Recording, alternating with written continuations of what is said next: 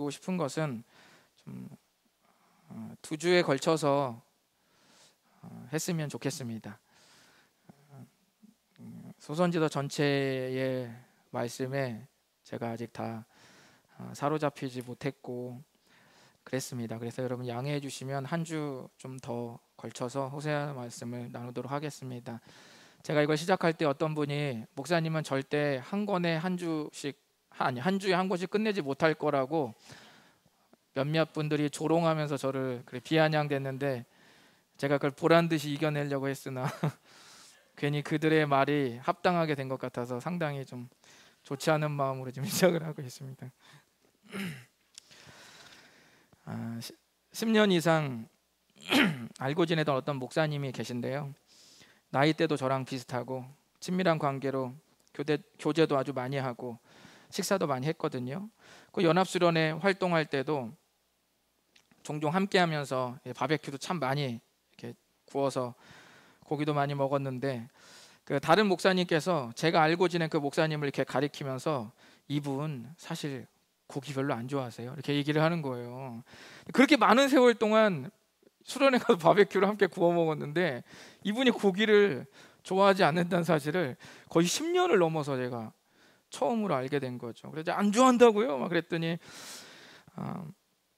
저뿐만 아니라 대부분 목사님들이 다 그분이 고기를 엄청 좋아하는 줄 알았는데 오랜 시간이 지나서야 그분이 고기를 좋아하지 않는다는 사실을 그제서야 제가 그때 이제 알게 된 겁니다.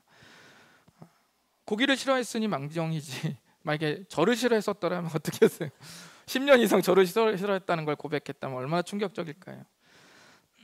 만약 여러분이 지금까지 신앙생활을 해오면서 스스로 생각하시기를 나는 참 믿은 지 연수도 좀 꽤 되고 나름 그래도 주일도 빠지지 않고 나왔으니 괜찮은 참 크리스찬이지 라고 생각해 왔는데 어느 날 하나님의 평가는 그것이 아니었다는 것을 안다면 그 또한 얼마나 충격적일까요? 그것은 단순히 고기를 싫어했다는 사실을 아는 것하고는 전혀 차원이 다른 그런 문제일 겁니다. 성경을 보면 이스라엘의 남과 북이 매우 강성한 시기이고 정치적으로 매우 유리함에도 불구하고 하나님은 그 이스라엘 민족 남과 북으로 나눠진 그 이스라엘을 향해 최악의 평점을 매기실 때가 있습니다. 호세아서의 시대가 그랬습니다. 호세아 선지자가 주로 활동했던 무대는 남과 북으로 분열된 나라 중에서 주로 북쪽에서 활동했습니다. 북이스라엘에서 활동한 것이죠. 그 시대는 북이스라엘이 아수르에게 멸망하기 한 30년 전입니다. 그런데 멸망의 징후는 전혀 없어요. 왜냐하면 그 멸망하기 30년 전에 있던 그 시기가 주전 750년 즈음이었는데 이때가 북이스라엘의 제2의 전성기였기 때문입니다. 그러나 여로보암 2세가 죽고 30년이 채 안 되어서 제2의 전성기가 여로보암 2세라는 왕이 다스릴 때였는데 그가 죽고 나서 30년이 채 안 돼서 북이스라엘이 망하게 됩니다. 그리고 이 짧은 기간 동안 6명의 왕이 갈립니다. 여로보암 2세가 혼자서 41년을 통치를 했는데 그 남은 30년 동안 무려 6명의 왕이 갈리고 그 중에서 4명이 암살을 당합니다. 그러니까 그 일이 일어나기 바로 그 직전에 바로 전성기일 때 호세아가 활동하기 시작했다는 것이죠. 사업가로 말하면 해마다 뭔가 이 배가 성장을 거듭하고 해외 지사들이 계속 생겨나면서 도저히 망할 기미라고는 전혀 보이지 않는 어떤 탄탄대로의 기업을 운영하는 어떤 CEO와 같았습니다. 또 실제로 돈이 얼마나 많은지 북이스라엘에는 사치가 늘어났습니다. 실제로 고대 그 페니키아인들과의 활발한 무역으로 당대 사치품, 오늘 뭐 샤넬, 뭐 루이비땡 이런 것들이 그때 당시는 뭐냐, 상하로 만든 수공예품 같은 것이었어요. 굉장히 귀족들이나 돈이 있는 사람들만 쓸 수 있는 것이죠. 그 당시 고대 유적에 보면은 상하 제품들이, 수공예품이 아주 많이 발굴이 또 실제로도 되었습니다. 또한 남과 북으로 분단된 이래 바로 이 여로보암 2세 왕 때 가장 넓은 영토를 차지했다고 또 볼 수 있습니다. 뿐만 아니라 호세아 말씀에서 나누겠지만 제사도 아주 하나님 앞에 성대하게 치러 드렸습니다. 오늘날로 말하면 예배도 빠짐없이 아주 큰 규모로 드렸습니다. 예배도 잘 드렸고 나라도 부강했고 국방도 튼튼했습니다. 그럼 하나님께서 보시는 북이스라엘의 상태는 어떠했을까요? 우리 열왕기하 14장 24절을 한번 읽어보겠습니다. 시작. 여호와 보시기에 악을 행하여 이스라엘에게 범죄하게 한 느밧의 아들 여로보암의 모든 죄에서 떠나지 아니하였더라. 아멘. 하나님의 평가는 달랐습니다. 예배를 잘 드렸고 나라는 부강했으며 국방도 튼튼했는데 하나님의 평가는 모든 죄에서 떠나지 아니했다라고 이렇게 말씀하셨습니다. 이 상이한 평가는 어느 시대 누구에게나 적용될 수 있습니다. 하나님은 몸이 건강하고 안정된 직장에 다니며 돈이 많은 것을 하나님의 축복의 중심에 둔 적이 역사상 성경을 통틀어서 단 한 번도 없습니다. 구약 시대의 축복이 이따금씩 어떤 땅이 확장되거나 가축이 늘어나거나 이 농산물을 풍성하게 수확하는 것으로 하나님의 복이 구약 성경에 표시되기도 하지만 그 또한 그 자체가 목적이 아니라 미래의 예수님을 통해서 주실 참 축복의 이정표 역할을 바로 그런 축복들이 하게 됩니다. 하나님은 그런 북이스라엘을 보시면서 가슴이 찢어지는 듯 아파하셨습니다. 그래서 호세아 선지자를 보내셨습니다. 이스라엘은 도대체 무엇이 문제였을까요? 이제부터 좀 호세아서를 나누어 보도록 하겠습니다. 먼저 간략하게 내용을 요약해 드리고, 두 번째는 무엇이 그들의 마음에 자신들이 큰 문제가 없다고 여기는 착각 속에 빠뜨리며 살게 했는지 그 문제를 들여다보고, 또 마지막으로는 이를 보시는 하나님의 마음이 어떠하셨는지 살펴볼 텐데 3번은 다음 주에 이렇게 나누도록 하겠습니다. 호세아서를 읽어보신 분들은 아시겠지만 호세아 말씀은 그렇게 좀 나누기가 어렵지 않습니다. 1장부터 14장까지 호세아가 있는데 1장부터 3장 그렇게 한 부분이 있고요. 나머지 좀 길지만 4장부터 14장까지가 또 한 분이 있습니다. 한 부분이 됩니다. 1장부터 3장까지는 소선지서의 서론이면서 동시에 호세아서 이 단편의 또 서론이기도 합니다. 현재 하나님께서 바라보시는 이스라엘의 상태를 조금 어긋난 부부관계로 비유해서 말씀해 주셨습니다. 그리고 4장부터 14장까지는 신앙이 산산조각 나버리고 죄악으로 초토화된 이스라엘에 대한 하나님의 심판과 구원을 외치시는 반복적인 그런 이야기가 바로 이 4장부터 14장까지 기록되어 있습니다. 과거 이스라엘의 모습을 간간히 우리 주님이 꺼내시면서 이스라엘의 현재와 비교하시고 이렇게 과거와 현재를, 이스라엘의 과거와 현재를 오가시면서 이스라엘을 이렇게 진단하고 계시는 장이 4장부터 14장이라고 보시면 됩니다. 여러분 보시면 아시겠지만 두 부분 모두 하나님께 돌아오라는 간절한 호소가 공통적으로 나타납니다. 하나님께 돌아오는 것이 아주 중요한 것으로 호세아서 전체의 이야기들이 계속 반복되고 있습니다. 우리 호세아 1장 2절을 한번 읽어보겠습니다. 시작. 여호와께서 처음 호세아에게 말씀하실 때 여호와께서 호세아에게 이르시되 너는 가서 음란한 여자를 맞이하여 음란한 자식들을 낳으라. 이 나라가 여호와를 떠나 크게 음란함이니라 하시니. 아멘. 하나님께서 호세아 선지자에게 음란한 여인과 혼인을 하고 자녀를 낳으라고 이렇게 말씀하십니다. 한 남자로 만족할 수 없는 그런 여인과 결혼을 하고 혼인을 하라고 말씀하십니다. 그 이유는 하나님께서 이스라엘을 볼 때 마치 호세아가 그런 아내를 맞이해서 결혼을 하고 난 후에 그 가슴앓이하고 아파하는 그 아픔으로 하나님께서 지금 이스라엘을 향해 아파하고 있음을 보여주시기 위해서, 알게 하시기 위해서였습니다. 여기서 우리가 눈여겨볼 것은 우리가 하나님과 멀어진 관계를 우리 주님은 그것을 뭐라고 표현하시냐면 음란으로 이렇게 표현을 하셨다는 것에 여러분은 좀 보실 필요가 있습니다. 여러분, 음란은 다른 죄보다 상당히 민감한 죄입니다. 알게 되었을 때 피가 거꾸로 솟고 일상을 파괴시키면서도 특히 관계에 집중된 죄입니다. 여러분 가정에 그런 일이 생긴다고 해보십시오. 생각하기도 싫습니다. 그런데 우리는 흔히 신앙이 멀어지거나 내가 하나님과의 관계가 조금 소원해지는 상태를 건조하게 해석하는 경향이 우리 가운데 있을 수 있습니다. 그냥 에이 주님, 이번만 제가 조금만 한눈 팔고 조금 있다가 제가 열심 모드 들어갑니다, 뭐 이렇게 하면서 아주 하나님께 장난스럽게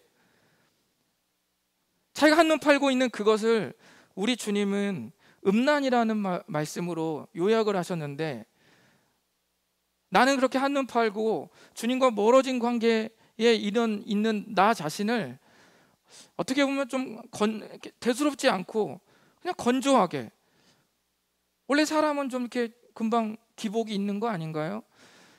내가 좀 그러면 조금 더 정신 차리고 주님께 나가면 되는 거 아닌가요?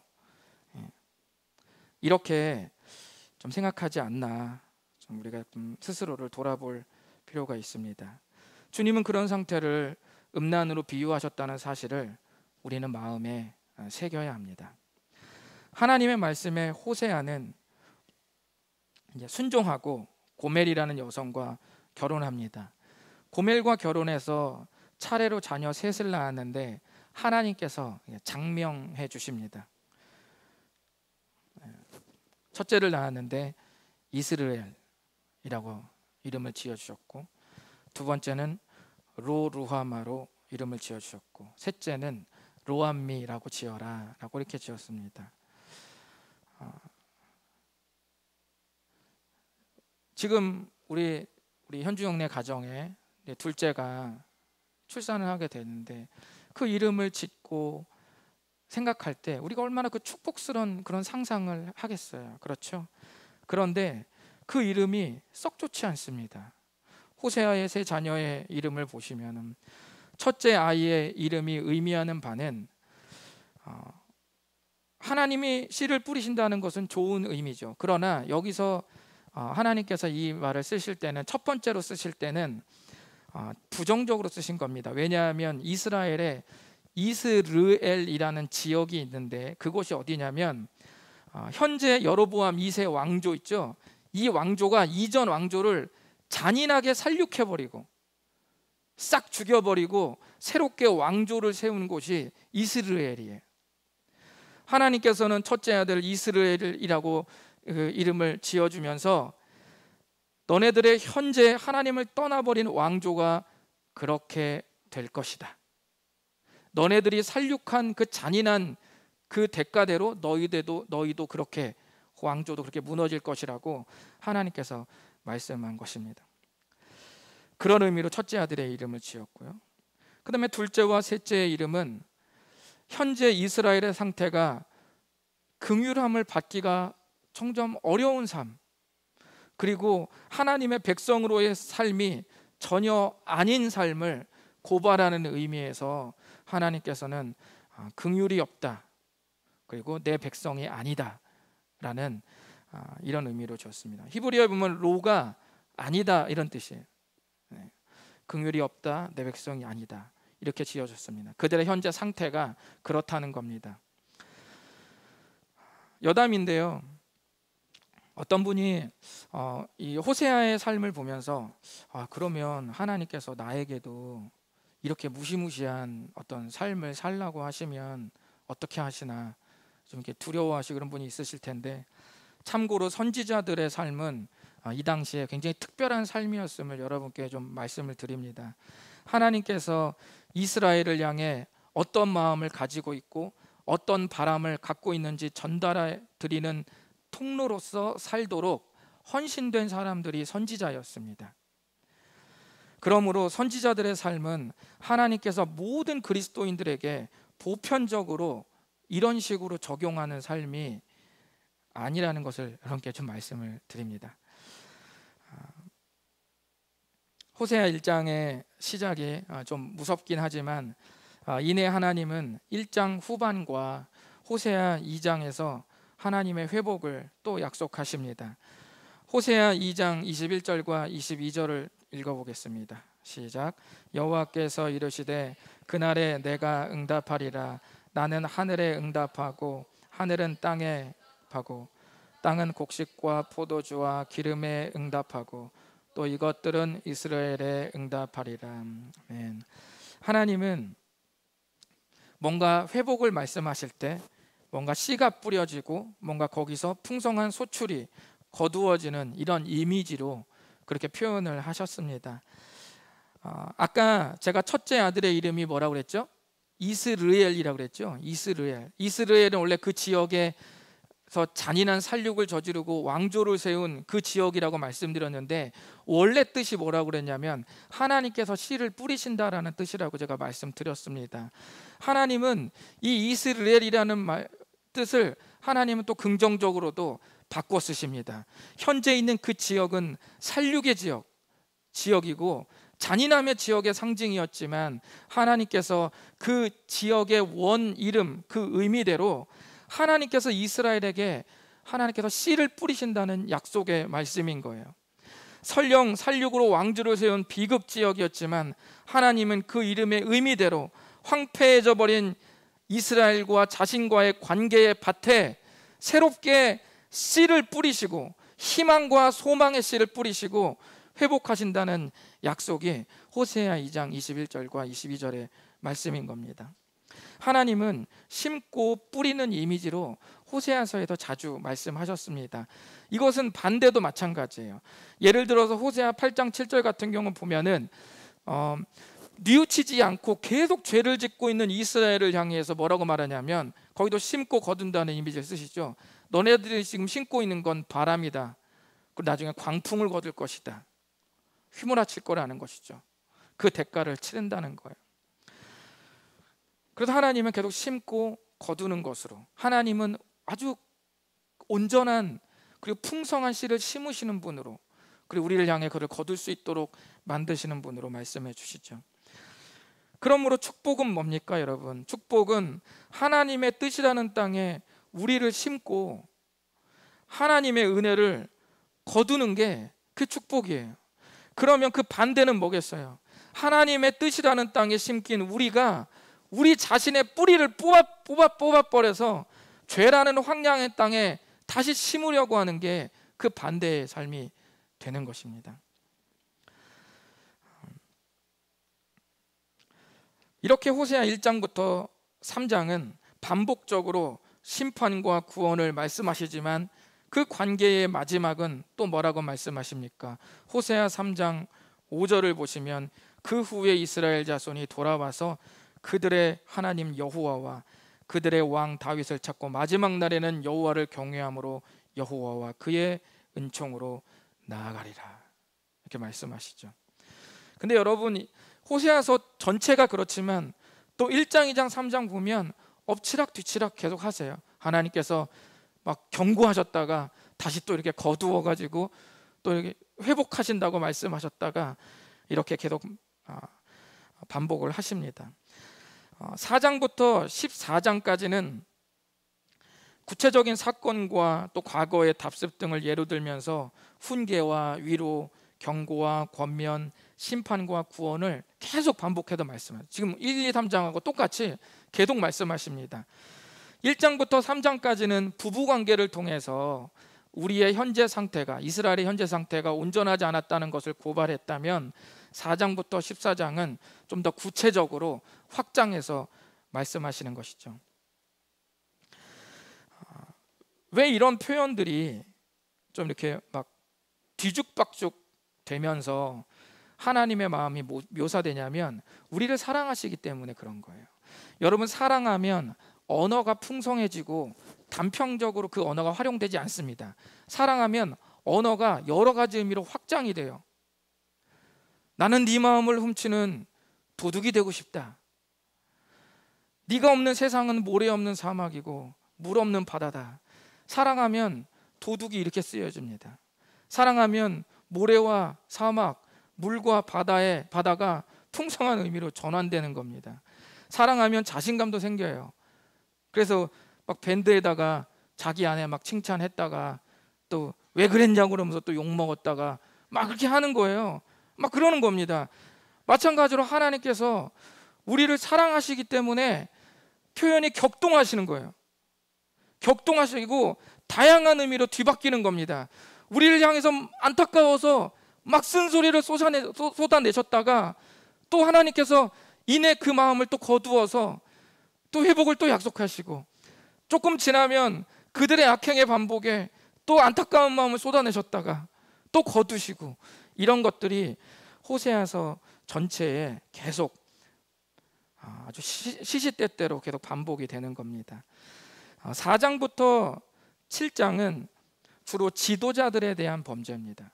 그래서 지도자들은 크게 제사장과 정치 지도자들이 저지르는 어떤 죄들에 대해서 얘기를 하고 있죠. 뭐 예를 들면은 하나 보시면요, 호세아서 4장 8절 같은 경우 보면 읽어보실까요? 시작. 그들이 내 백성의 속죄 제물을 먹고 그 마음을 그들의 죄악에 두는도다. 네. 8절은 여러분 언어 유희입니다. 왜냐하면 속죄 제물이라는 이 단어가 죄라는 뜻을 의미하기도 하거든요. 그러니까 이거를 그렇게 약간 워드 플레이처럼, 언어 유희처럼 생각해 보면 이렇게도 볼 수 있는 거죠. 제사장들이 백성들의 죄를 먹으면서, 그리고 백성들이 더 죄짓기를 바란다는 그런 의미일 수도 있는 겁니다. 이 뜻이 그렇게도 볼 수가 있는 것이죠. 또 제사장들이 이렇게 제사를 오염시켜 놨다면, 또 호세아서 7장 3절 같은 경우 보면 이스라엘의 권력층들에서 어떠한 일들이 일어나고 있는지를 보고 있는 거죠. 각종 암투와 거짓들을 고발하고 있습니다. 그러니까 이스라엘의 권력층들이 지금 무슨 짓을 하고 있는 겁니까? 왕과 지도자들을 무엇으로 기쁘게 합니까? 악으로, 거짓말로 기쁘게 만들어 주는 것이죠. 제사장과 정치 지도자에게 아주 그들에게 신랄한 죄를 우리 호세아서에서 고발을 하고 있습니다. 그리고 4, 5, 6, 7이 지도자에 대한 죄잖아요. 8, 9, 10은 이스라엘 전체 국민들이 저지르고 있는 큰 죄들에 대해서 8, 9, 10장에서 그렇게 책망을 하고 계십니다. 그리고 마지막 11장부터 14장까지, 마지막은 4장부터 10장까지 지도자와 백성들의 죄를 나열한 다음에 11장부터는 이제 집중적으로 그럼에도 불구하고 내가 너희들을 사랑하고 회복시키겠다라는 말씀으로 마무리를 지으세요. 근데 물론 4장부터 10장까지 이스라엘의 지도자와 백성들의 범죄를 다루긴 하지만 그 또한 어떻게 다뤄요? 막 쏟아내다가 또 거두셔서 또 따뜻한 말 하시고, 막 쏟아내다가 또 거두시고 또 따뜻한 말 하시고, 이렇게 하면서 죄를 고발합니다. 그리고 마지막 11부터 14장에 회복시킨다는 약속의 말씀을 집중적으로 하시는 거죠. 호세아서가 계속되는 동안 하나님은 이스라엘에게 계속 돌아오라는 말씀을 반복하십니다. 이거 말고도 더 많거든요. 훨씬 많은데 계속 그들이 돌아와야 된다, 돌아와야 된다, 돌아와야 된다 라는 말씀을 계속 반복하셨습니다. 자, 그러면 하나님께서 이렇게 계속적으로 그들에게 돌아오라고 계속 호소하는 이유는 무엇일까요? 예배를 드리고 나라는 부강하고 이 국방은 튼튼한데도 불구하고 왜 하나님은 계속 돌아오라고 말씀을 하실까요? 바로 그 문제를 좀 한번 살펴보도록 하겠습니다. 호세아서에서 가장 상징적으로 이 문제를 딱 하나로 말씀하신 것이 무엇이냐면 너희들이 하나님을 아는 것이 무슨 말인지 모른다, 그거였습니다. 그게 호세아서에서의 진단이었습니다. 우리 한번 호세아서 4장 6절과 6장 6절을 읽어보도록 하겠습니다. 시작. 내 백성이 지식이 없으므로 망하는도다. 내가 지식을 버렸으니 나도 너를 버려 내 제사장이 되지 못하게 할 것이요, 내가 네 하나님의 율법을 잊었으니 나도 내 자녀들을 잊어버리리라. 나는 인애를 원하고 제사를 원하지 아니하며 번제보다 하나님을 아는 것을 원하노라. 아멘. 여기 보시면 끊임없이 뭐라고 말씀하시냐면 지식이 없다라고. 무슨 지식을 말하냐면 하나님을 아는 것을 말하는 겁니다. 너희들이 하나님을 모른다, 너희가 나를 모른다, 이렇게 계속 말씀해요. 이놈들아, 너희가 나의 마음을 모른다. 내가 그렇게까지 할 수밖에 없는 내 마음을 너희들은 모른다. 그리고 성대하게 제사를 드리고 있음에도 불구하고 우리 주님 뭐라고 말씀하십니까? 나는 제사를 원하지 않는다, 나는 번제를 원하지 않는다, 계속 말씀하시는 거예요. 여러분, 나는 번제를 원하지 않는다, 이 말이 여러분 제사를 드리지 말라는 말입니까? 예배를 드리지 말아라 이놈들아, 이런 뜻이 아니라 무슨 말이에요? 알맹이가 빠졌다는 말이에요. 하나님을 아는 것이 꽉 채워진 상태에서 제사를 드리는 바로 그 제사여야 되는데, 그런 것이 아니라면 내가 원하는 건 제사가 아니라 하나님을 아는 것이다, 이렇게 말씀하신 겁니다. 여기서 안다는 말은 뭐 신학교에서 엄청 많이 처음 들어가면 제일 많이 듣는 게 그냥 안다는 말인데, 뭐 굳이 풀이하지 않아도 여러분이 잘 아실 것입니다. 여기서 안다는 말은 그냥 지식적으로 이해했다는 말이 아니라 경험적으로, 깨달음으로, 영적으로 마음과 말씀이 막 꿰어지는 거, 이런 모든 것들이 총체적으로 전인격적으로 내 안에서 막 이 폭풍 쓰나미처럼 격변이 일어나면서 내가 깨닫고 알게 되는 것이, 그게 안다는 말입니다. 그냥 수학 가르쳐 주듯이 그때 이해해서 이거 어떻게 풀 줄 알았다, 이해했다, 이런 걸 말하는 게 아닙니다. 경험으로, 깨달음으로, 영적으로, 또 이전에 했던 많은 사건들이 막 꿰어질 때 있잖아요. 여러분, 그럴 때 있잖아요. 이전에 설명할 수 없었던 과거 일들과 내 이 고민들이 뭔가 한순간에 막 확 깨어지고 이럴 때 있죠. 이런 모든 감동과 은혜들이 내 안에서 완전히 확 일어나는 그러한 상태, 그런 것들을 하나님을 아는 것이라고 말하는 겁니다. 여러분이 어떨 때 무릎을 딱 치면서 그거였구나, 이제 알겠어 라고 말할 때, 그 알았다는 말은 뭡니까? 몰랐다가 알았다는 말이 아니라 알고 있던 것을 더 완전한 깊이로 알게 되었다, 그 말 아닙니까? 여기서 하나님을 안다는 것은 바로 그런 겁니다. 너희들이 나를 모른다는 말은 율법을 모른다는 말이 아니라, 유일신 하나님을 모른다는 말이 아니라 깊이 알지 못한다, 그 말입니다. 이들은 잘 알고 있다고 여겼지만 하나님은 이들이 하나님을 잘 알지 못하고 있다고 말씀하셨습니다. 그로 인해서 그렇다면 생기는 문제가 뭘까요? 오늘은 여기까지 함께 나눠보겠습니다. 하나님을 잘 알지 못할 때 생기는 문제가 뭘까요? 첫 번째는 하나님을 답답한 분으로 여깁니다. 호세아서 11장 3절과 4절을 한번 읽어보겠습니다. 시작. 그러나 내가 에브라임에게 걸음을 가르치고 내 팔로 안았음에도 내가 그들을 고치는 줄을 그들은 알지 못하였도다. 내가 사람의 줄, 곧 사랑의 줄로 그들을 이끌었고 그들에게 대하여 그 몽에서 몽에를 벗기는 자 같이 되었으며 그들 앞에 먹을 것을 두었노라. 아멘. 여러분, 여기는 지금 무슨 이미지로 바뀌었냐면 1장부터 3장은 부부관계였잖아요. 근데 여기 11장에서 말하는 하나님과 이스라엘의 관계는 뭘로 바뀌었죠? 부모와 자식의 관계로 바뀌었죠. 제가 이 3절의 말씀이 참 은혜가 돼서 제가 이렇게 잘하는 사진에다가 이렇게 딱 제가 깨달은 글귀를 써서 제가 SNS에 한번 올렸어요. 걸음걸이를 가르치고 있는 그 부모의 모습을 생각해 보세요. 너무 예쁘지 않아요? 그 아기랑 손을 잡는 아빠나 엄마 보면은 어떻게 해요? 엄마 아빠가 이렇게 구부리잖아요. 얘 손높이에 맞춰 이렇게 구부려서 아장아장 걷는 것을 그렇게 잡고 도와주고, 잘 못 걸으면 손을 잡고 이렇게 조금씩 조금씩 떠듬떠듬 모든 것을 아이의 보폭과 아이의 높이와 모든 것을 맞춰서 그렇게 키워내시는 그 주님, 그리고 그 팔로 안아주시는 그 주님, 그렇게 해서 고치고 안고 사랑해서 그렇게 키운 거죠.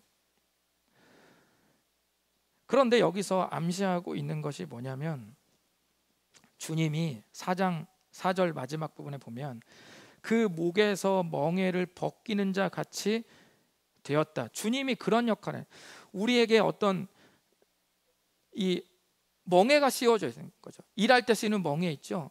그걸 씌웠을 때 그것을 벗기는 분이 주님이에요. 그런데 하나님을 잘 알지 못하면 어떤 일이 일어나요?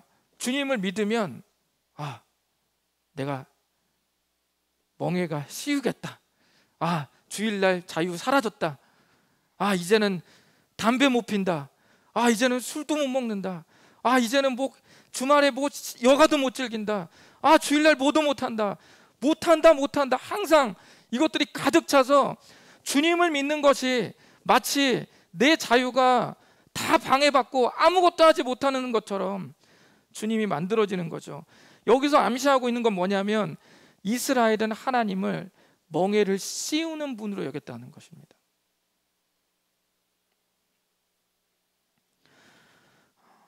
그러나 정확하게 하나님은 멍에를 벗겨주는 자로 오신다고 다시 한번 말씀하시죠. 이스라엘은 하나님을 의지하는 것이 더 불안하고 더 얽매이는 것 같은 답답함을 그렇게 느꼈습니다. 왜냐하면 국제 정세와 풍요에 대한 갈망에 대해서 그랬습니다. 여러분, 지금 제가 말씀드린 그 주전 750년이 언제라고 그랬어요? 북이스라엘 멸망의 30년 전이라고 말씀드렸죠. 그때 신흥 강국으로 누가 부상한다고 말씀드렸죠? 아수르가 부상한다고 말씀드렸죠. 아수르가 부상하고 있어요. 이집트는 점점 작아지고 있어요. 그러면 국제 정세를 보니까 이게 지금 아수르가 치고 올라오는 게 장난이 아니거든요. 그리고 지금 여로보암 2세를 지나서 두 왕이 지나면 이 북이스라엘이 아수르에게 조공을 바칩니다. 므나헴이라는 왕 때 조공을 바쳐요. 그러니까 지금 아수르가 치고 올라오는 게 지금 굉장히 현실로 딱 보여요. 그들과 아주 안전하게 조약을 맺고 조공을 바치든 아니면 아들의 나라가 되든 모든 데는 화친을 맺어야 되는 게 지극히 합리적인데, 하나님 뭐라고 그러십니까? 아수르 의지하지 말고 하나님 의지하라는 거예요. 그러니까 그 말이 어떻게 들려요? 멍에로 들리는 거죠. 왜 저를 씌우세요? 왜 제 살 길을 막으세요? 이렇게 지금 말하고 있는 겁니다. 그리고 그들은 한 해의 풍년과 풍요로운 소출을 위해서 누구에게 제사를 드리기 시작했냐면, 우상에게, 그 당시 바알이라는 우상에게, 풍요의 신에게 제사를 겸해서 드리기 시작했어요. 그런데 실제로 그 바알에게 제사를 드리니까 풍성한 소출이 정말 거두어지는 거예요. 그리고 실제로 좋은 거예요, 되게. 요즘 난잡한 여러 성행위도 막 있었거든요. 그러니까 이건 욕심도 채우고 실제로 뭔가 몇 해 동안은 풍년도 일어나고 하니까 너무 좋은 거예요. 근데 주님이 뭐라고 하세요? 그거 하지 말라는 거예요. 우상에게 절대 전하지 말고 우상에게 제사도 드리지 말라는 겁니다. 그러니까 하나님이 어떤 분으로 여겨요? 멍에를 씌우는 분으로 여기는 겁니다. 하나님은 나를 답답하게 하시는 분으로 만들어지는 구도가 오늘날도 세워질 수 있습니다. 여러분이 신앙을 믿는 게 정말 자유한지 아니면 답답한지 한번 잘 고민해 보십시오. 자유가 아니라 답답하고 날 뭔가 올가매는 것 같은, 교회가 나를 올가매고 성경이 나를 올가매고 기도가 나를 올가맨다고 여기면 호세아서를 잘 한번 읽어보시기를 다시 한번 당부드립니다. 하나님을 아는 지식이 부족할 때 생기는 두 번째 문제는, 하나님을 위해서 산다고 자기는 생각하고 사는데 결국 그것이 자기를 위해서 사는 삶이 된다는 것입니다. 이들은 현재 자기들이 뭐가 문제인지 잘 몰랐습니다. 여러분, 충격적인 호세아 7장 16절 한번 읽어보시겠습니다. 시작. 그들은 돌아오나 높으신 자에게로 돌아오지 아니하니 속이는 활과 같으며 그들의 지도자들은 그 혀의 거친 말로 말미암아 칼에 엎드러지리니 이것이 애굽 땅에서 조롱거리가 되리라. 아멘. 자, 이 말씀을 보시면 하나님께서 그렇게 돌아오라고 했죠. 그랬더니 이스라엘이 어떻게 됐어요? 돌아왔죠. 돌아왔대요. 아이고 주님 알겠습니다. 그러면 돌아가겠습니다. 주님 말씀 순종하고 다시 돌아가겠습니다. 이렇게 하나님께서 돌아오라고 하니까 이스라엘 백성이 돌아간 겁니다. 그런데 문제가 있습니다. 주님이 뭐라고 그러냐면 돌아오긴 돌아왔는데 높으신 자에게로 돌아오지 않았대요. 딴 데로 돌아온 겁니다. 왜 이런 일이 일어났을까요? 여기서 돌아왔다는 것을 통해서 많은 사람들이 뭘 추측하냐면 그들의 제사가 더 정성스러워졌다, 그들의 제사가 더 성대해졌다, 이렇게 말을 하는 겁니다.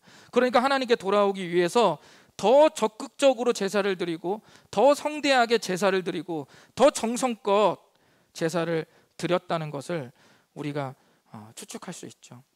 그럼에도 불구하고 충격적인 하나님의 고백은 그들이 하나님 자신에게로 돌아오지 않았다고 주님이 말씀하시는 거예요. 주일날 빠지지 않는 것으로 나의 모든 삶의 자리를 퉁치려고 하는 사람, 하루에 미션을 성경을 3장 읽었다, 이 미션을 수행한 것으로 내가 다른 사람에게 하는 난폭하고 신경질적이고 과하고 인정 없고 내 식대로 살아가는 그 모든 것들을 다 어떤 미션을 수행한 것으로 덮고 퉁치려고 하는 이런 신앙, 그것은 하나님께로 돌아오는 신앙이 아니라 다른 데로 돌아온 신앙입니다. 여기서 이스라엘의 백성들은 어떻게 돌아왔어요? 성대한 제사로 자신의 신앙을 회복하기 원했어요. 성대한 제사로. 주님은 그것이 핵심이 아니다라고 말씀하시는 겁니다. 또 호세아 12장 8절 한 번만 더 읽어보겠습니다. 시작. 에브라임이 말하기를 나는 실로 부자라, 내가 재물을 얻었는데 내가 수고한 모든 것 중에서 죄라 할 만한 불의를 내게서 찾아낼 자 없으리라 하거니와.